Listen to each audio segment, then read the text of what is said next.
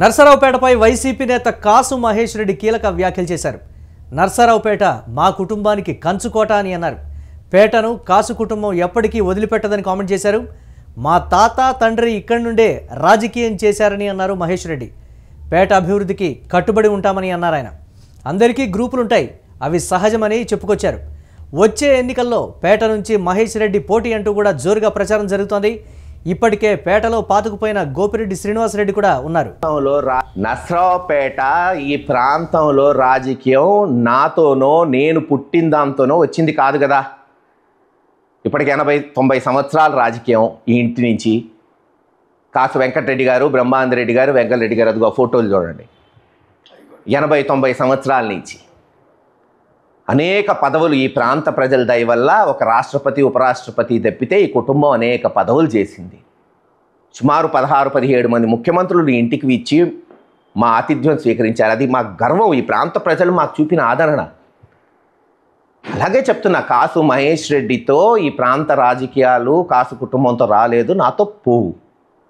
సరే, నా తర్వాత ఎవరు వచ్చేవాళ్ళు లేకపోతే నేనేం చేయలేను, రాకూడదని నేను కోరుకుంటాను. ఈరోజు నా రాజకీయాలు అంత నీచంగా తయారైనాయి, కానీ నేనున్నంత వరకు ఖచ్చితంగా ఈ ప్రాంతంలో నర్సరావుపేటలో రాజకీయాల్లో చురుగ్గానే ఉంటాం. దానికి ఎమ్మెల్యేనో ఎంపీనో కావాల్సిన అవసరం లేదు.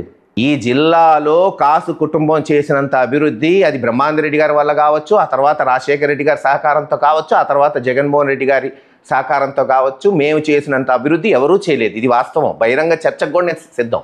కానీ అంత మాత్రాన మేము అభివృద్ధి చేసాం, మేమే నాయకులు ఉండాలి, మేమే పదవులు అనిపించాలనుకునే అంత చిన్నోడిని కాదు.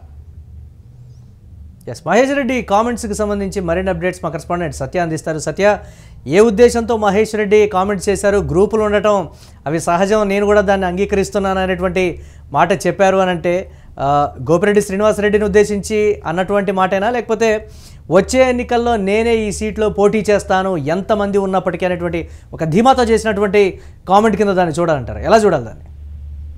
ఎస్ మురళి, ఇప్పుడైతే పల్నాడు జిల్లాలో వైఎస్ఆర్ కాంగ్రెస్ పార్టీకి సంబంధించి నర్సరావుపేటలో అయితే కొంత రాజకీయం అయితే వేడెక్కింది. నిన్న ఏదైతే కాసు మహేష్ రెడ్డి అయితే ఉన్నారో 90 ఏళ్ల నుంచి మా కుటుంబం నర్సరావుపేటలో రాజకీయంలో ఉంది అని అయితే విలేకరుల సమావేశంలో కూడా ఆయన అయితే తెలిపారు.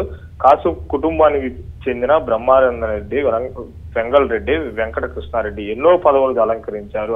అలాంటి వ్యాఖ్యలు కూడా చేయటం ఉంది. అయితే నర్సరావుపేటకు సంబంధించి అభివృద్ధి చేయడానికి ఒక ఎమ్మెల్యేనో ఎంపీనో కానవసర పరిస్థితి లేదు అని కూడా ఆయన అయితే వ్యాఖ్యానించారు.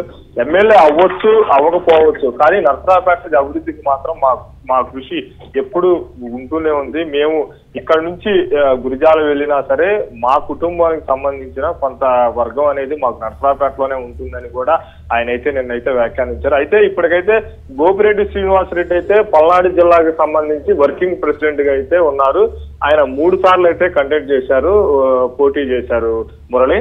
అయితే గోపిరెడ్డి శ్రీనివాసరెడ్డి అయితే ప్రజల్లో కూడా వెళ్తున్నారు. అయితే నర్సరావుపేట గుడ్ మార్నింగ్ నర్సరావుపేట అనే కార్యక్రమం కూడా చేపట్టి ప్రజలకైతే దగ్గరగా అయితే ఉంటున్నారు. ఏ సమస్య వచ్చినా కార్యకర్తలకి, ప్రజలకి అందుబాటులో ఉంటారనే పేరైతే గోపిరెడ్డి శ్రీనివాసరెడ్డికి అయితే ఉంది. అయితే ఇప్పుడు మనం చూసుకుంటే మాత్రం నర్సరావుపేట రాజకీయం మాత్రం కొంత కోల్డ్ వార్ గా అయితే ఉంది. వాట్సాప్ గ్రూపులు ఉండొచ్చు అని కూడా నిన్నైతే ఆయన వ్యాఖ్యానించారు. ఆ వ్యాఖ్యానించి కూడా ఆయన అయితే ఆ విషయాన్ని సమర్థించుకున్నారు.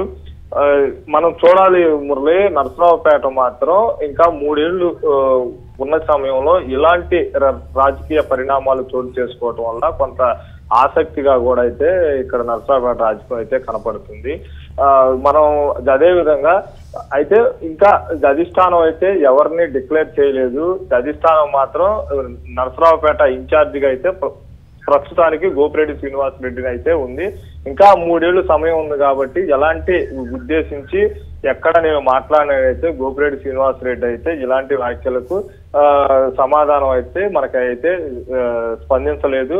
మనం ప్రయత్నించినా కానీ ఆయన అయితే అందుబాటులోకి రాలేదు. కానీ కాసు మహేష్ రెడ్డి మాత్రం నిన్న జరిగిన ప్రెస్ మీట్ లో మాత్రం నేను నర్సరావుపేట అభివృద్ధికి కట్టుబడి ఉన్నాను, జిల్లా మొదటిసారి నేనే ప్రపోజల్ పెట్టానని కూడా నిన్నైతే కాసు మహేష్ రెడ్డి అయితే తెలిపారు.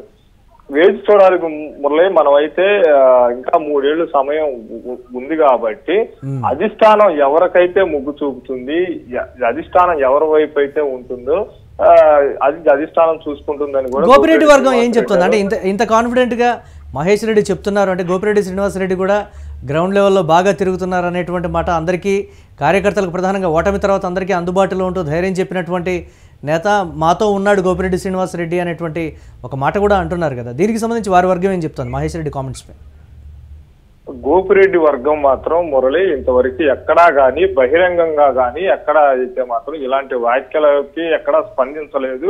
గోపిరెడ్డి కూడా తన వర్గానికి ఈ వ్యాఖ్యలకు సంబంధించి ఎవరు కూడా స్పందించవద్దు, అధిష్టానం చూసుకుంటుంది, ఇంకా 3 ఏళ్ళు సమయం ఉంది, అది అధిష్టానం నిర్ణయమే మన నిర్ణయంగా అని గోపిరెడ్డి శ్రీనివాసరెడ్డి అతని వర్గం అయితే మాత్రం కొంత అసంతృప్తిగా ఉన్నా కానీ ఇలాంటి వ్యాఖ్యలు బహిరంగంగా కాసు మహేష్ రెడ్డి చేయటం వల్ల కానీ ఇలాంటి వ్యాఖ్యలు చేయటం వల్ల గోపిరెడ్డి వర్గం మాత్రం కొంత అసంతృప్తిగా ఉన్నా కానీ ఎక్కడా మాత్రం ఆ అసంతృప్తిని బయట పెట్టకుండా తాను చేసుకుపోతే అధిష్టానం చూసుకుంది అనే ధోరణిలోనే గోపిరెడ్డి శ్రీనివాసరెడ్డి వర్గం కానీ గోపిరెడ్డి కానీ ఉన్నారు మురళి.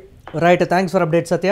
మహేష్ రెడ్డి మాత్రం కాన్ఫిడెంట్గా చెప్తున్నారు నరసరావుపేట నుంచి తర్వాత పోటీ చేయబోయేది నేనే, ఈ సీటు నాకే దక్కుతుందనేటువంటి మాట. నరసరావుపేట నియోజకవర్గంతో కాసు కుటుంబానికి ఉండేటువంటి అవినాభావ సంబంధం కావచ్చు, తరతరాలుగా వస్తున్నటువంటిది ఇది నాతోనే పోయేటువంటి పరిస్థితి కాదు. పార్టీలో ప్రస్తుతం ఉన్నటువంటి సిచ్యువేషన్లో గ్రూపులో ఉన్నటువంటి మాట వాస్తవమే, అది సహజమే అనేది కూడా ఒప్పుకుంటున్నారు కాసు మహేష్ రెడ్డి. పేట ఈ ప్రాంతంలో రాజకీయం నాతోనో నేను పుట్టిన దాంతోనో వచ్చింది కాదు కదా.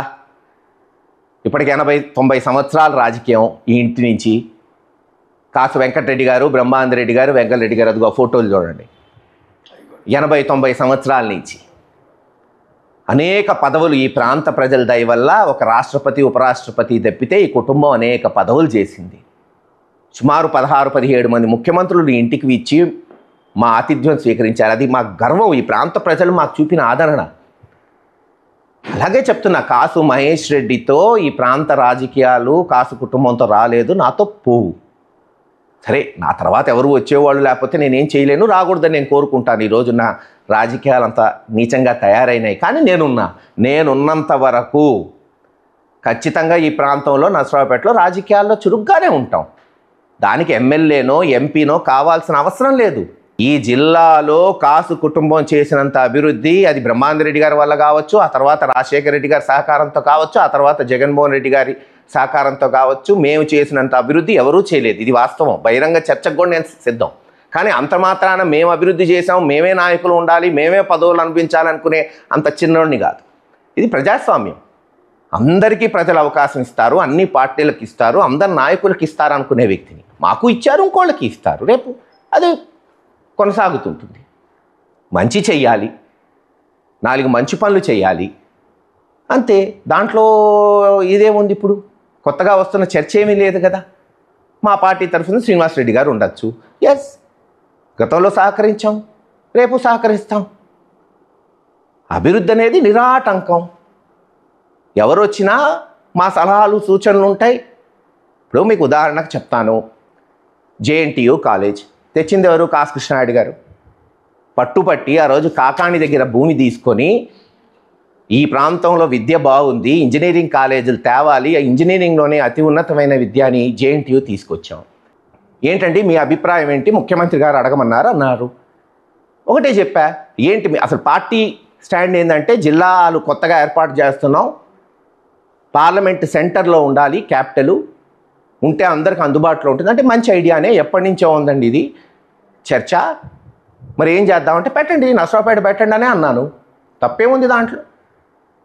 ఆ తర్వాత ముఖ్యమంత్రి గారికి చెప్పమన్నారు, చెప్పాము. ముఖ్యమంత్రి గారు it's done, it will be done అన్నారు. అసలు ఒకళ్ళకొకళ్ళు సహకరించుకుంటూ దానికి ఏదో మీడియాలో మసిపూసి మారేడికాయ చేసి చిన్న చిన్న వాట్సాప్ గ్రూపులు ఉంటాయి. గ్రూపులు లేనిది ఎవరికా? దాన్ని ఏదో మీరు చీల్చి చెండాడి మీడియా వాళ్ళు చేసుకొని ఏముంది దాంట్లో? ఒకటి ఖచ్చితం, నేనేమి నరసరావుపేటలో రాజకీయం చేయడానికి ఇక్కడ ఎమ్మెల్యేగానో ఎంపీగానో ఉండాల్సిన అవసరం లేదు. ఉండొచ్చు, ఉండకపోవచ్చు. ఇక్కడ రాజకీయంలో కానీ అభివృద్ధిలో కానీ కాసు కుటుంబం చేయవలసిన అంత చేస్తాం. ఇది మా ధర్మం, మా బాధ్యత, మా యొక్క హక్కు కూడా. అన్నీ ఉన్నాయి. సరే ఎమ్మెల్యే ఎవరవుతారు, ఎంపీ ఎవరవుతారు, అది తర్వాత విషయం.